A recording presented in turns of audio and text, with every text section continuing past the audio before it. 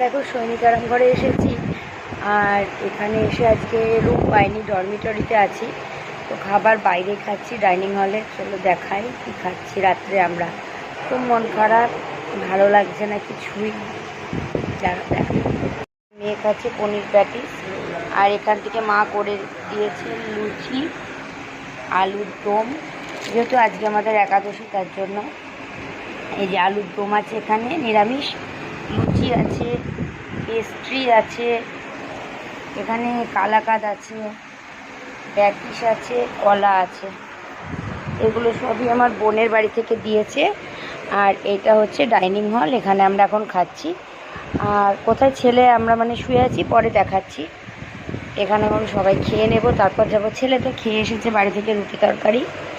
আর এগুলো সব বোনের বাড়ি থেকে আমরা যেহেতু এসেছি, সব বোনের ওখান থেকে মা করে দিয়েছে, বোন করে দিয়েছে। ভালো লাগছে না গো, ভীষণ মন খারাপ করছে।